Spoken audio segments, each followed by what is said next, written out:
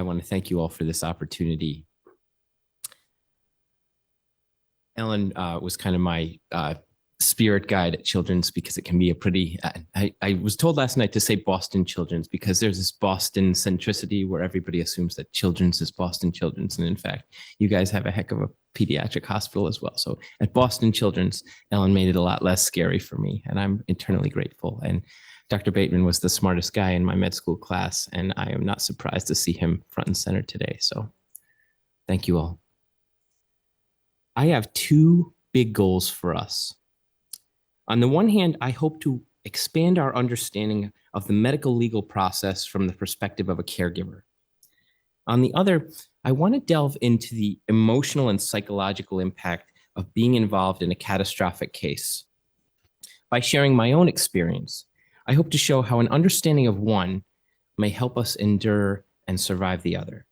I have no relevant financial disclosures. I do have a personal stake in this. I'm hoping that somebody in the audience who is either going through this or might go through this at some point feels a little less alone and isolated if it happens to you.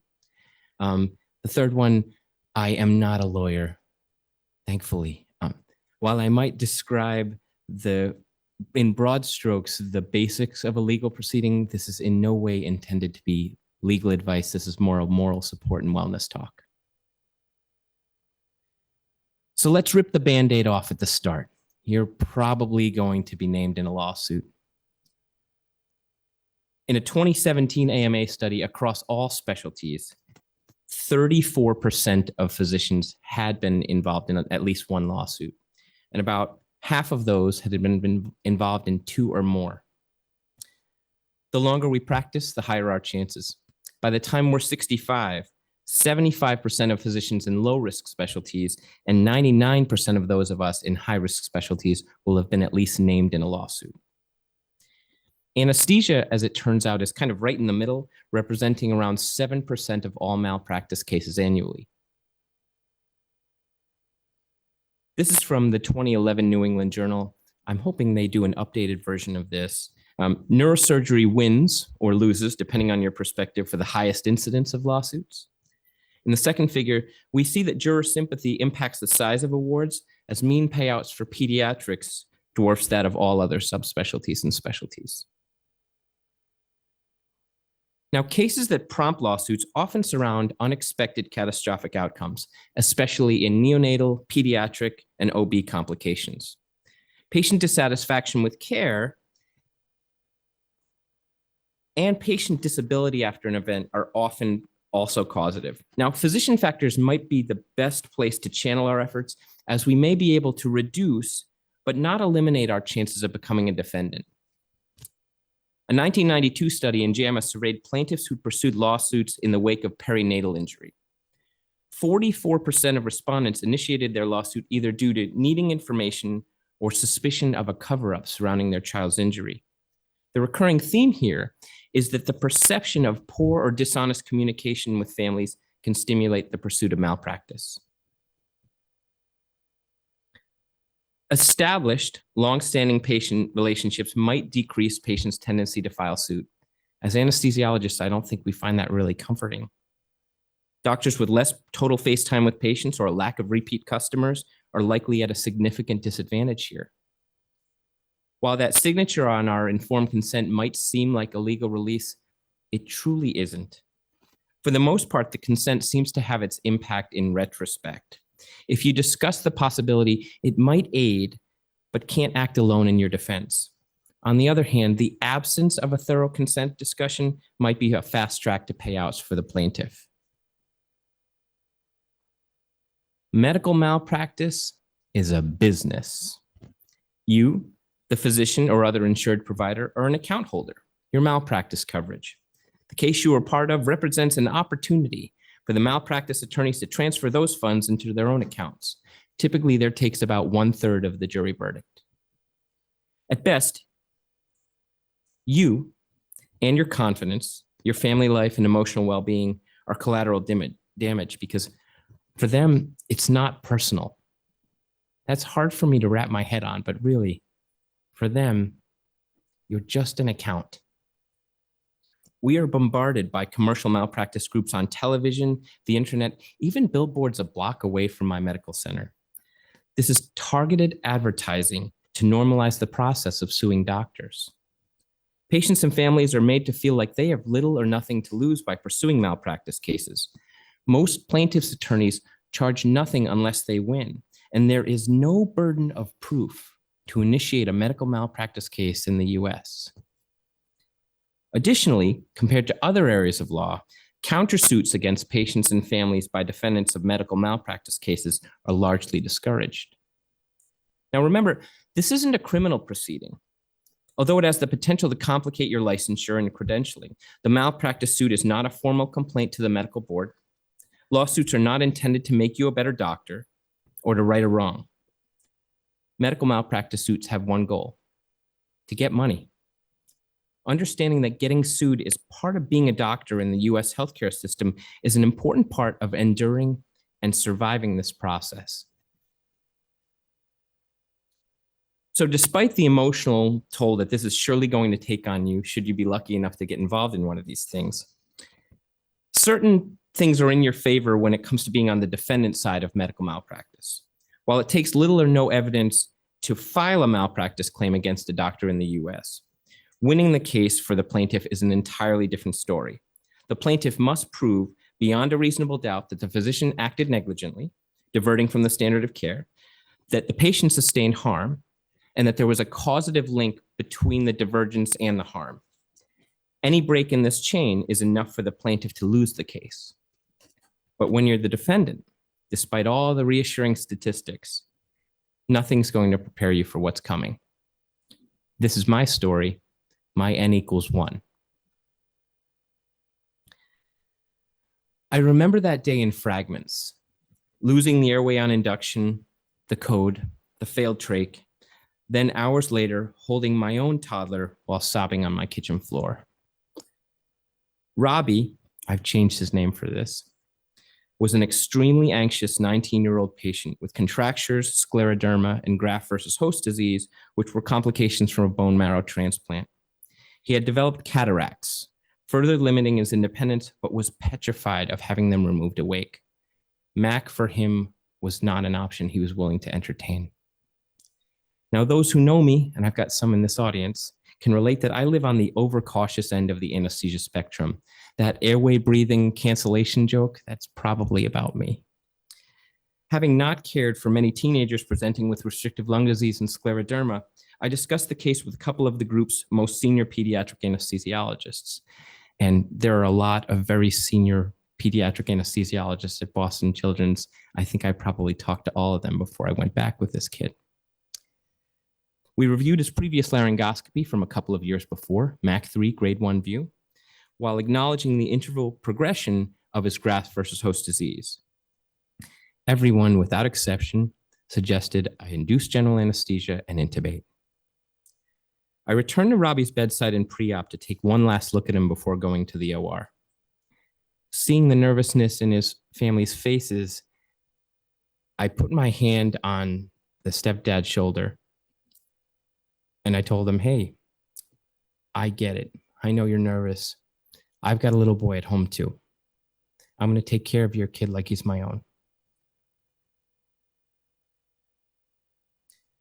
We pre-oxygenated for what seemed like forever, reviewed our plan for video laryngoscopy because his neck had gotten stiffer and less able to extend since his last surgery, and proceeded to induce general anesthesia.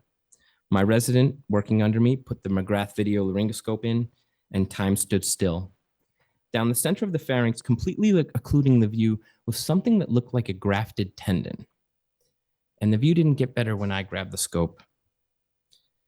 Even before the desaturation and bradycardia ensued, we called an anesthesia stat for extra help and moved down the difficult airway algorithm to no avail.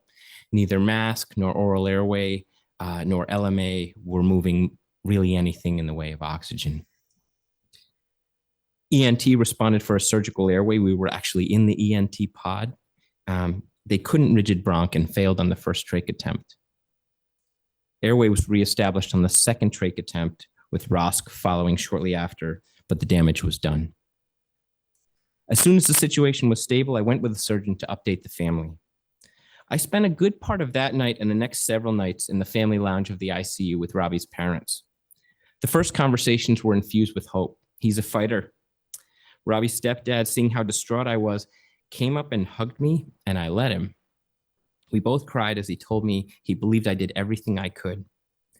When the sedation was weaned, the disappointing brain imagery and seizures followed. Robbie was put on comfort measures and died shortly after.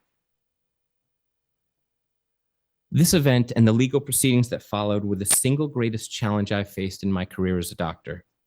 I hope to share with you some of the lessons I learned while living it.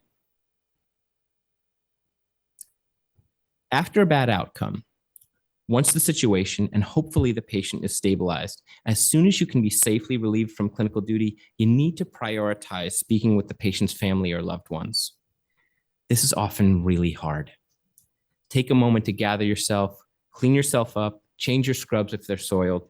The conversation that follows will be etched into the minds of that family for a long time. Activate your hospital's patient relations team very early.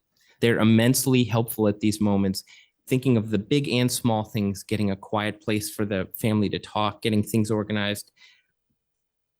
Bring a senior, more experienced colleague to these conversations with you if you can.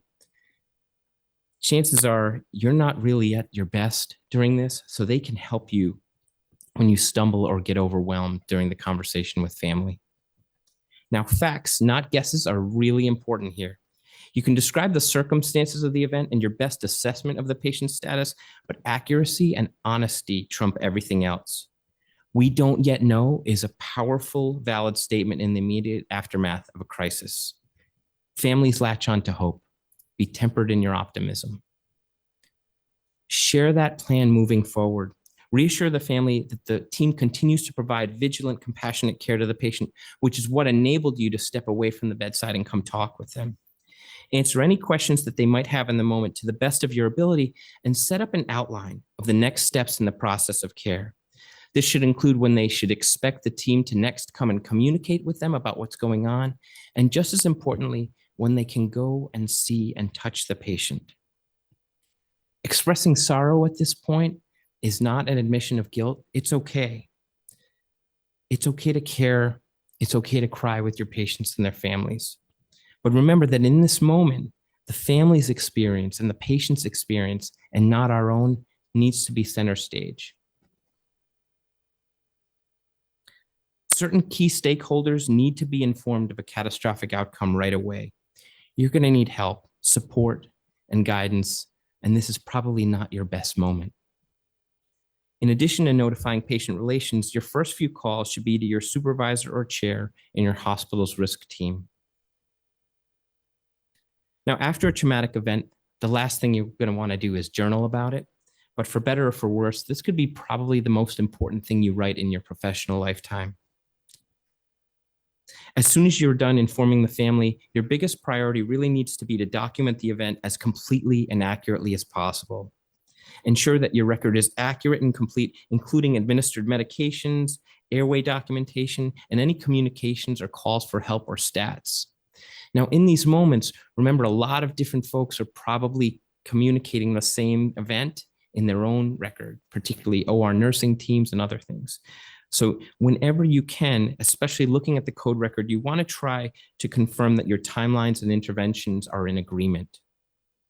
Now, anesthesia folks, I understand. Do you use Epic here? What's your jam? Absolutely. So within Epic, I find that it's pretty hard to write a big note, and character limits, especially after something as big and important as this, sometimes make it difficult to fit your description of an event.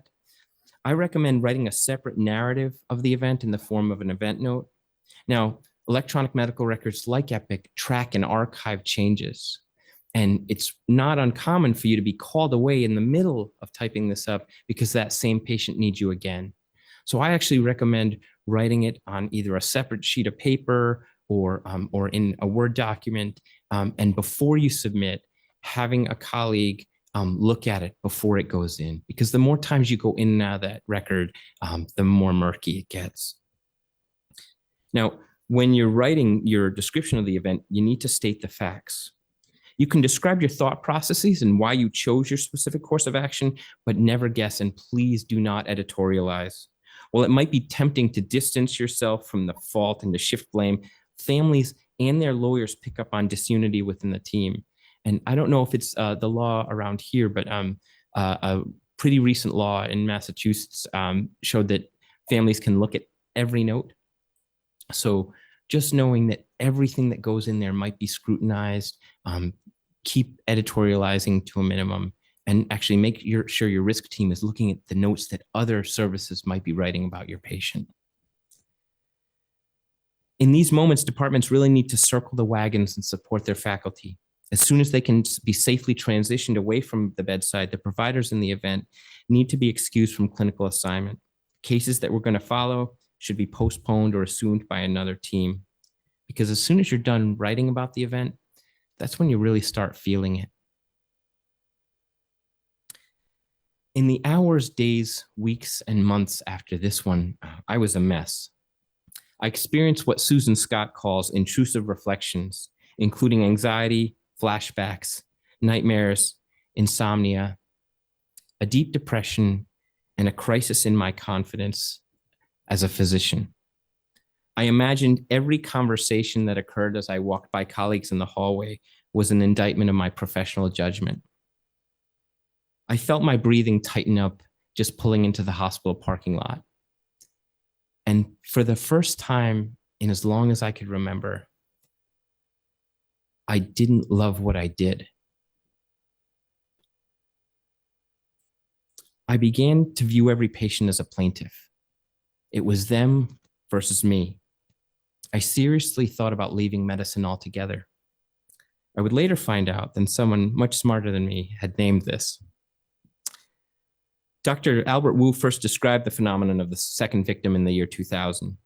The associated shame, self-doubt, and guilt can be devastating and debilitating to healthcare professionals.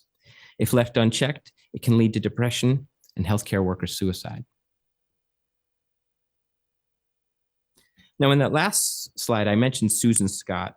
Her pioneering work describes the second victim as in a 6-stage process, beginning with the devastating outcome and ending when we move forward and move on. So far on this map, we've covered stages 1 and 2. There's a little bit of healing in the 3rd stage, restoring personal integrity, and that's where you reach out to trusted colleagues, families, and friends as you kind of limp back into clinical work. But don't get too comfortable. The inquisitions are coming. The necessary fact-finding and damage control process that follows with risk management, M&M rounds, they might quickly undo whatever healing had begun. I've always found that protected conferences is a relative term because you don't feel very protected in the hot seat.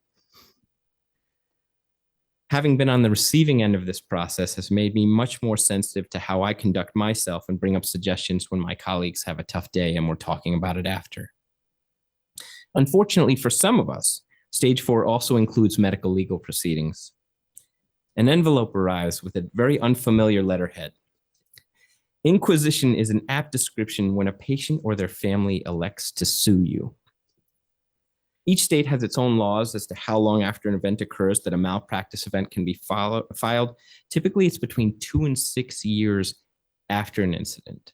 And when surveyed, many physicians relate feeling pretty blindsided, like they didn't know that was going to be the case. Reading that letter, you might find yourself right back in that intrusive reflections time. The language in these letters is often highly stylized, implying that you delivered callous, unfeeling, incompetent care. And what's worse, your legal team quickly reminds you of this can't confide culture where, other than a few exceptions, your lawyer or your spouse, you can't talk to anybody about it. You are now a doctor who has been sued, a member of that not so simple to re-credential club.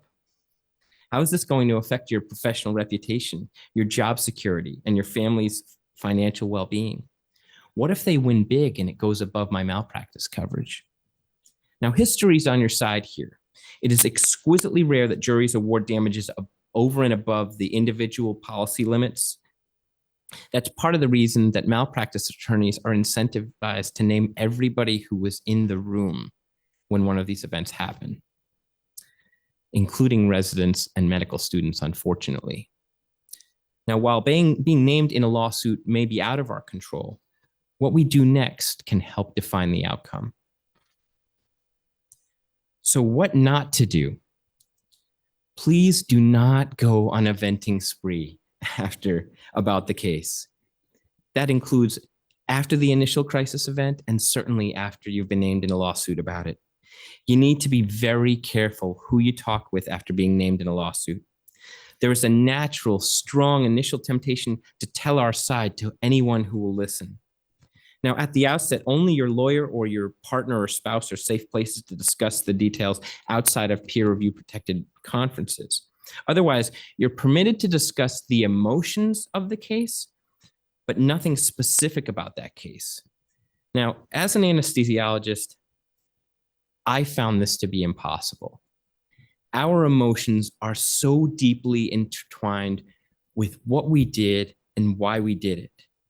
We need people to know what our thought process was, how we were trying to make choices from a place of reason, a thoughtful plan that addressed both the patient's safety and their comfort. But you can't. As the details of the case emerge and the plaintiff's complaint asserts facts or concerns about the patient's disease state or the science of your case, it might be tempting to further your expertise as to the disease process, collecting papers and evidence that defend what you did and why you did it. Don't do that. Do not go on a research spree. Your case will not be stronger if you bone up on the pathology. Your notes and your understanding of the situation at the time of the event are what's going to matter. Your defense team is going to independently secure experts who are going to present evidence on your behalf at the time of trial. Finally, and I think the most important part of this slide, at this point, you should not access any of the plaintiff's medical record via the electronic medical record. Don't look the patient up in Epic. You are no longer their healthcare provider. You are the defendant. Your legal team and not you are going to obtain all the medical records and all the notes you need to mount your defense. So what should you do? Well, talk to your malpractice insurer. You're going to get really cozy with them over the next several years. Get the contact numbers and emails that you're going to need. Tell your department chair you've been named in a suit. You're going to need time off for meetings, depositions, and things you haven't even thought of. Finally, you've got to breathe. In the anesthesia community, breathing has a special place in our hearts as it relates to outcomes. This is about a different kind of survival, though. From the moment you're informed of being involved in a malpractice case, even if it gets dismissed or settled way before court, this is going to be a marathon. Now, your malpractice insurer is going to give you a legal advocate, but you have to be team lead as your wellness advocate. Self-care is essential both as it pertains to your physical health and your emotional and behavioral health. So get help early. Find safe spaces and non-discoverable opportunities to vent. Conversations with your spouse are protected from legal discovery, yet even the best of life partners aren't having the training or the bandwidth to be your only wing person during this. It's never too early to seek professional help when it comes to a devastating patient care event. Conversations during psychotherapy sessions are actually protected from the predatory plaintiffs because of patient-physician privilege. Also, conversations with your clergy or religious leaders are also non-discoverable. In most hospital systems, and I'm pretty confident Stanford is actually leading the charge with this, there are a number of behavioral health resources available at low cost, so use them. Please don't go this alone. So after being named in a suit, you enter the discovery phase of the trial. Both teams are going to secure medical experts to support their case. The plaintiff's team next send over these things called interrogatories. That's a series of questions about you, the case, and your participation in the event. In a way, this is kind of the essay contest part of our journey. The questions are going to be framed to make you look bad, callous, and careless. They might also include topics like your experience with the patient's disease state, the standards of care for the treatment of your patient's condition, and considerations of alternative management in the moment. You, your lawyers, and your team's expert witnesses are going to come together on the answers. The process of combing through those can cause you to re-experience the trauma of the event. Now, sometime after the interrogatories, very often a deposition occurs. This is a completely separate event and might occur years in advance of the trial. You will likely speak far more at the deposition than you will at the actual time of trial.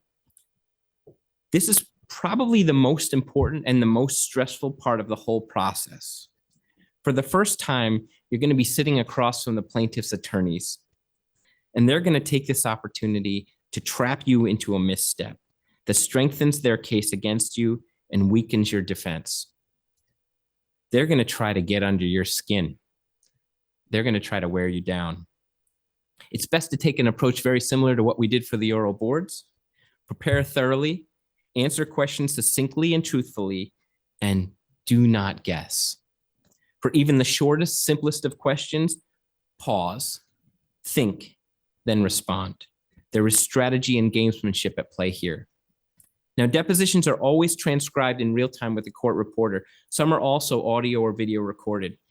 Even though it's painful to do, after the deposition, you need to review that transcript, both for accuracy, sometimes the scribe gets it wrong, and for consistency. You're probably going to make some mistakes in your deposition.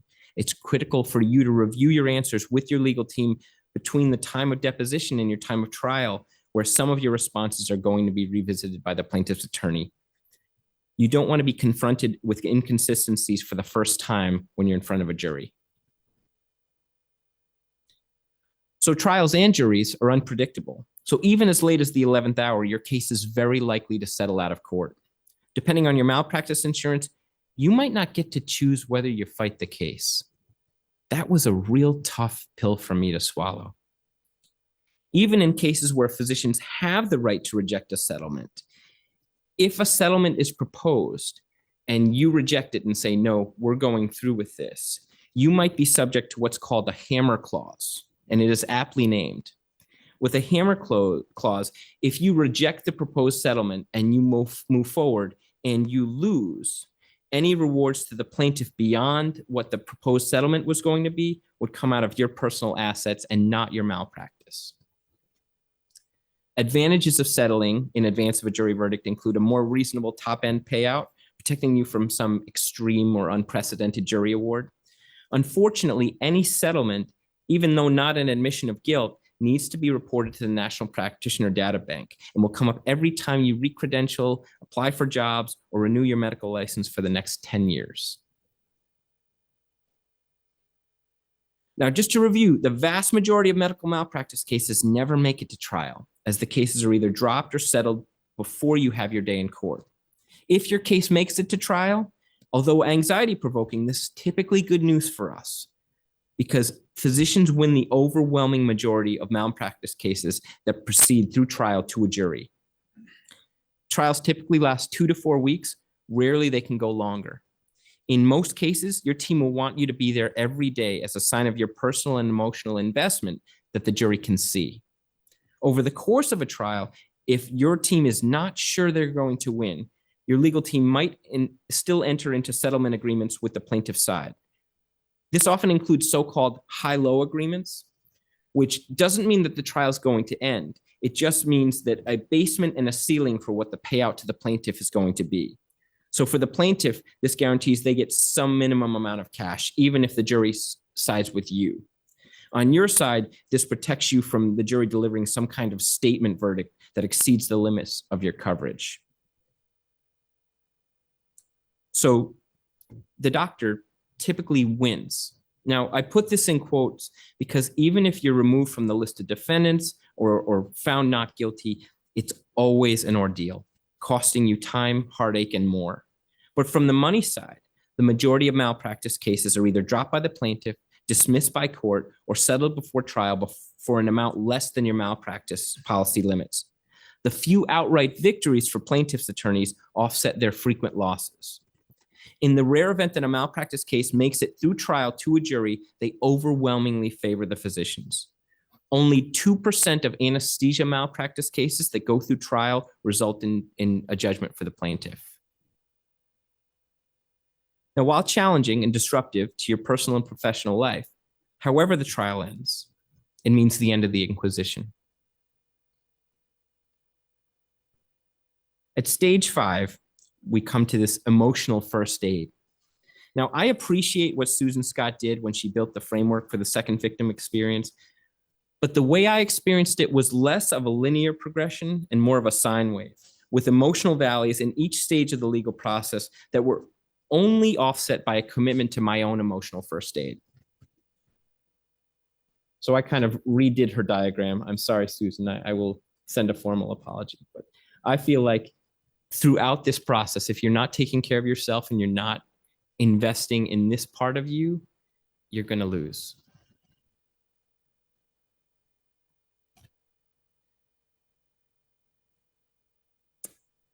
Emotional first aid encompasses all the systems and supports that you need to navigate the aftermath of a catastrophic patient care event.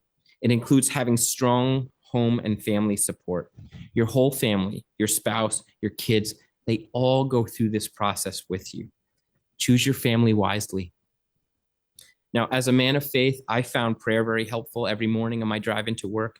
Whether it's prayer or meditation, giving yourself the time and opportunity to quiet your mind and work through this is invaluable. Now, my colleagues, and I'm staring at one of them, both at Boston Medical Center and Boston Children's, saved me. There were times, especially in the immediate aftermath, where I was tempestuous, angry, and feeling totally lost.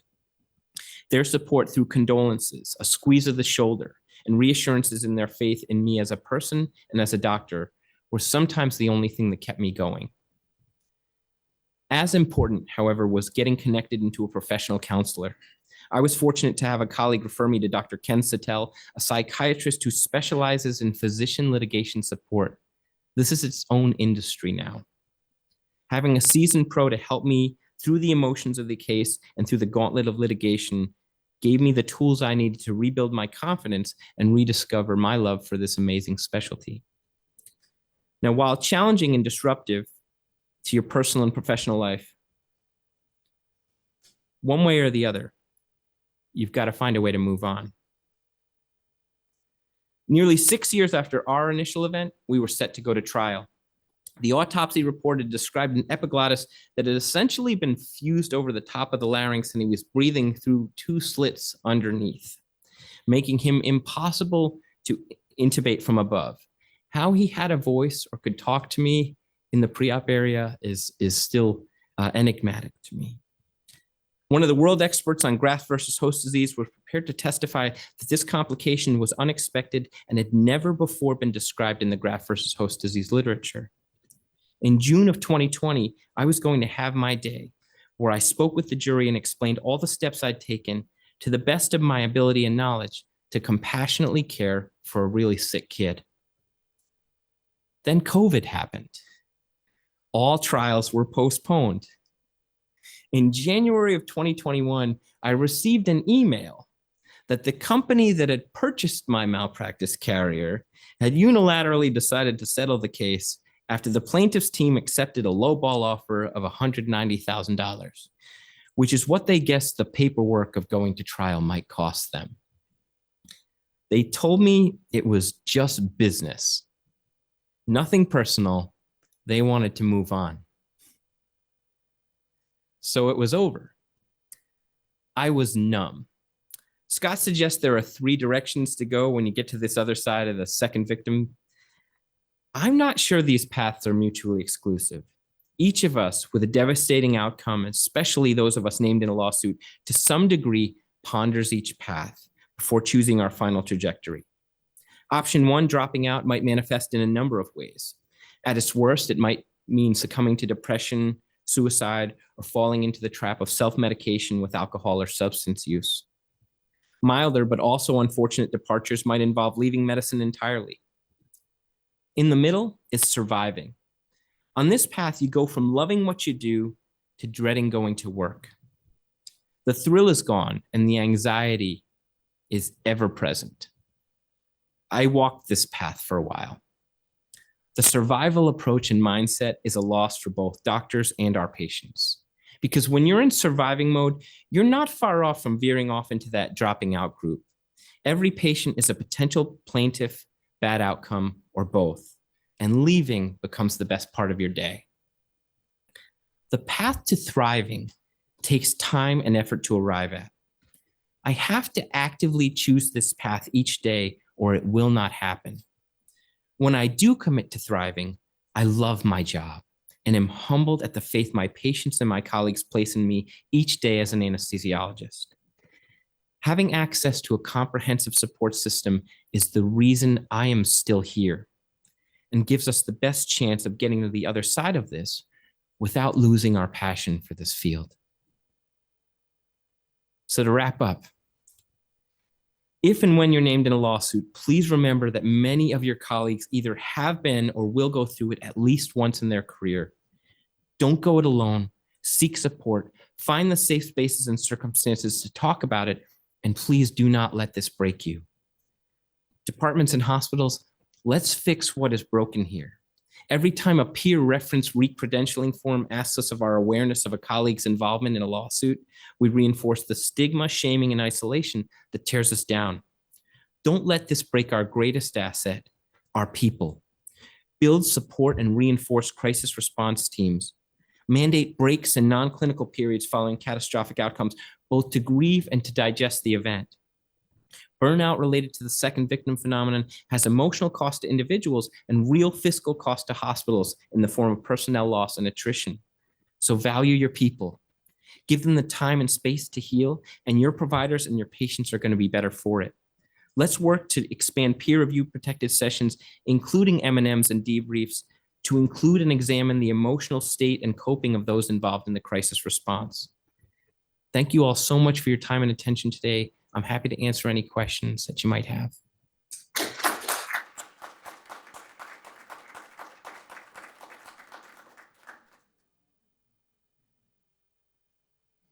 I have a mic. I'm going to have another one soon. So if you have questions, just raise your hands, and then we'll also have an opportunity to ask some of our virtual questions. Javier. Good morning, Dr. Conley. Thank you so much for sharing your story and being willing to open yourself to vulnerability with us. I really, really appreciate it. I have I guess a question on the peer review process. I oversee some of those functions here in the medical staff, and I'm wondering if you can share your own experience and briefly, is there something that you think is helpful to implement in the peer review process in terms of the language that should be used, the structural changes to address the second victim effect for some of these events? Thank you for the excellent question. I think a couple of things. One, whenever you're making changes to any peer review process, you need to involve your hospital's legal team and risk management team, because even from state to state, there are subtle differences in what is discoverable within M&Ms. But in our case, at least in Massachusetts, we've worked with our team, and part of every M&M, we make it a point to carve out some time for anybody who was there, and just to give a minute to acknowledge that this could have been any of us, to make them feel less of an outlier. And I've been really trying to lead the charge with that. We also have this thing called the peer connection, where, and I think you have an analogous thing here, which I'd love to hear about, where we have folks within the department who are trained not to be psychoanalysts or therapists, but folks who are deeply entrenched in making connections with the mental health and wellness resources that the department has. And they identify when somebody is known to have had a tough case, and just to make sure they are availed of those resources, because when you're in that moment, you're less likely to click on the website, even though everything is right there for them.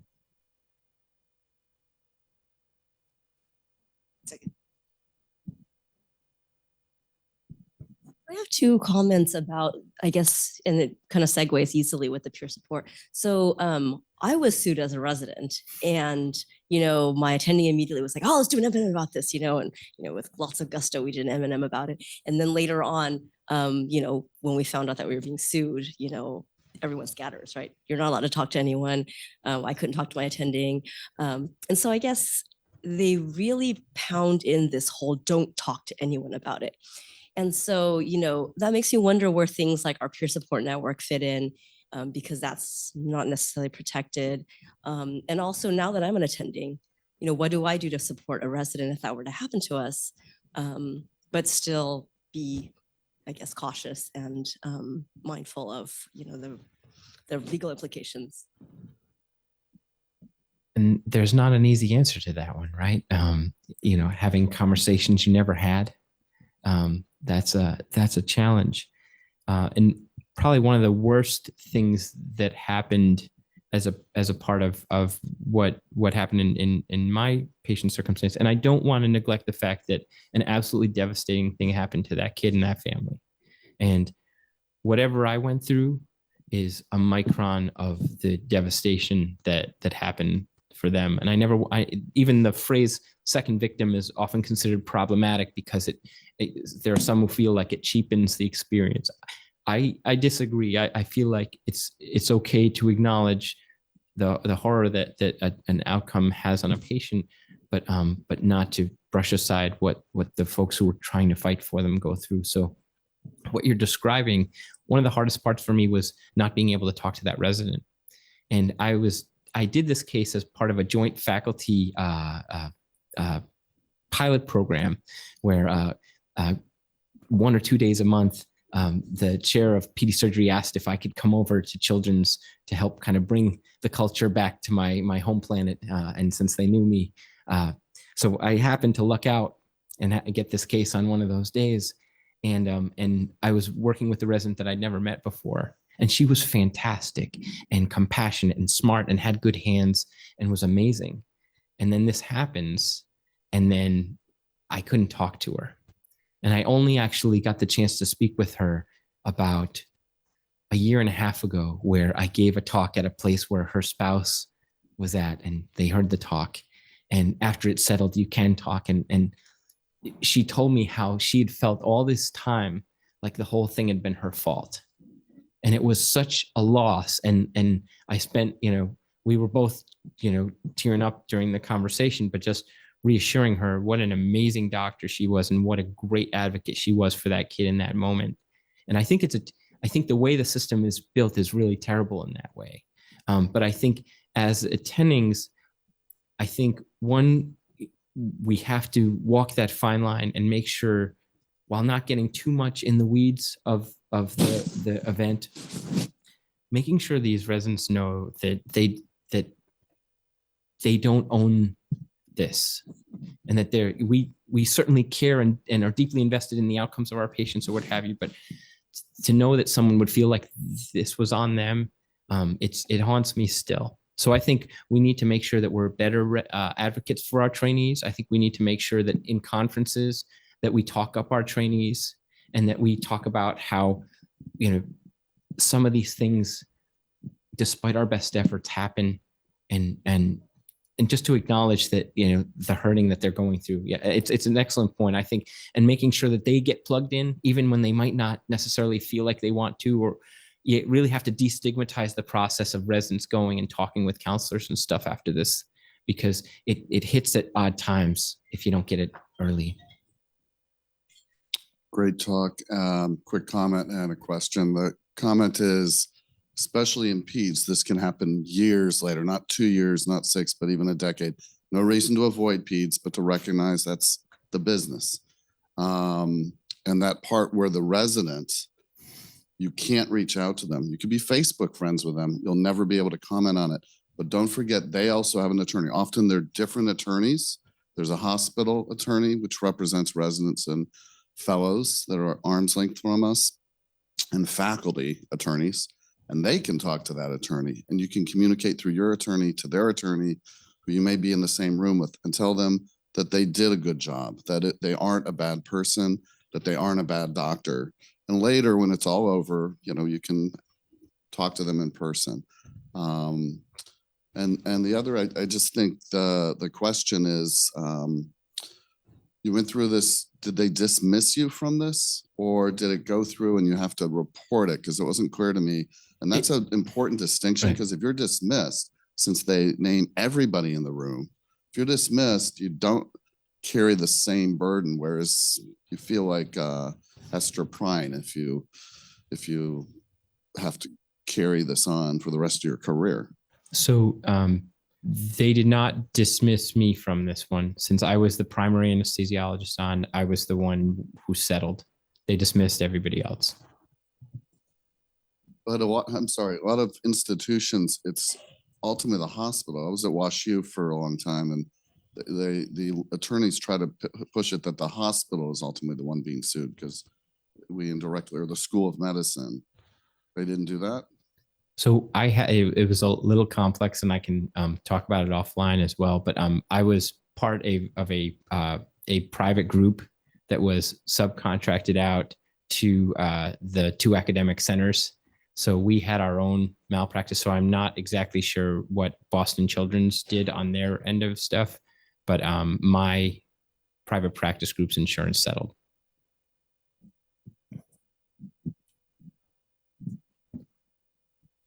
Sorry, that your last statement may have addressed one of the questions I had, but often when we report a provider to the national provider database, the medical staff has some leeway on the language that it uses to report an event. I wonder to what extent that was discussed with you. And honestly, that I think my experience, that language does make a huge difference in the way an event is reviewed with future credentialing events. Yes. So when you have to report that, it's a really good idea to write that with your malpractice team. So yes, my team co-wrote my response and basically, acknowledged that and showed the findings, everything, including the pathology and everything. So it made it very clear that this was not an admission of guilt. This was a business decision made by and they also including the amount too, because one of the things that hospital credentialing committees do look at is the size of the settlement. So, if you have a couple of seven figures against you, that's much more likely to give a hospital environment pause than, a small six-figure settlement. All right, we have a lot of great questions online as well. I want to point out one thing, which I don't think you touched on, but many of you may be aware that the 21st Century Cures Act went into effect almost a year and a half ago. And anything that's in the electronic records can be released to the family almost immediately. We are working on trying to give us a little time to hold on to that information until the anesthesia record has been finalized, but all other elements are released almost immediately as soon as they're signed. So pay attention to that. And then we have a great question from someone about if you know you made a mistake and you think your action was the proximate cause of the event that occurred, do you have any advice on what to do in that setting? Yeah, I think, and I'm kind of putting on my residency direction hat a little bit, but I think actually teaching and simulating disclosures to patients is a really important thing that we need to do for our trainees and quite frankly, for our faculty to get involved in that. It's another process where involving your risk team and your patient relations team really early as you do that, because certainly, we're humans working within systems. So, humans make errors. So I think doing that as a cohort and again, involving your senior leadership within the talks, getting somebody with you, like a vice chair for clinical affairs to go with you. And in our health system, we actually have kind of a pre-meeting right before we meet with the family and talk about, okay, this is what we think happened. This is what we think is the natural progression of what happened. These are the consequences of whatever was done, and what the patient's family can expect, and also reassurances that we're going to continue to address this, and also what we're going to do in the future to make sure these things don't happen again. You might not have all those answers right in that moment, but I think you really need to lean on each other and lean on your experts within your departments, especially as you're disclosing mistakes. And another question about how did you reassume your clinical calmness? How did you rediscover your clinical competency and regain your sense of self? Well, I'm looking at one of the reasons, but I think I went out to dinner with your team or members of your team last night, and I just got this sense of the kindness and compassion and love that is in this department. And I think it bodes really well for people being okay on the other side of this. I think making sure that you pick a team who are going to watch out for each other and help each other and hold each other in these things, I think is probably the most important professional decision you can make. I know it's a wild job market right now, and I'm trying to get people to join PD fellowships and other stuff, and they're sometimes declining. But I tell them, forget about all the other stuff. The most important part in making that decision is making sure you're around people that you trust and love, because you can get through anything if you have the right team.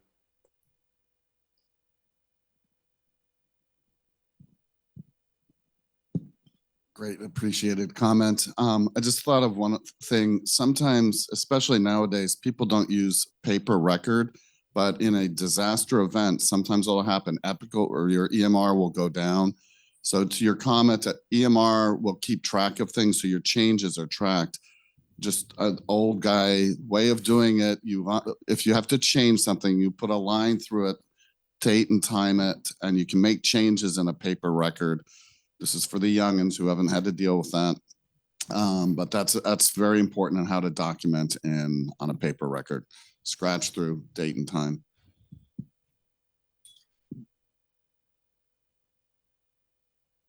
Chris, I had one question for you.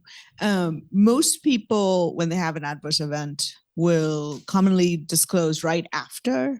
And in the path that you described, you said getting people together, discussing it, et cetera. Is that happening over the next 24 hours after the event, or how is that logistically done?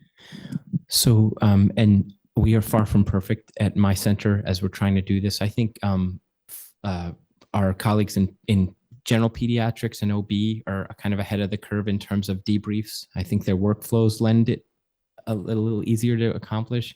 But once you establish it and you talk with your risk team and build a system where you can have a debrief that is peer review protected, I think the earlier the better. Certainly you want to touch base with people just on the same day before they go home, because bad things can happen, especially to trainees or people who are just emotionally wiped out if they go home and are kind of dealing with this on their own. So at least to check in that day. And then I think within the next couple of days, sitting down with point people within the quality team for your program, I think is a good way to kind of vet. And again, if you build it right, it's not discoverable, and you can do both the emotional inventory and just make sure that boxes have been checked, like how involved with risk, to the people who need to know and to start watching the charts and other stuff, are they all kind of activated? So I'd say that day, definitely make sure you're with those people before they go home, but you don't have to do your formal walk through the event that day if it doesn't lend itself to it.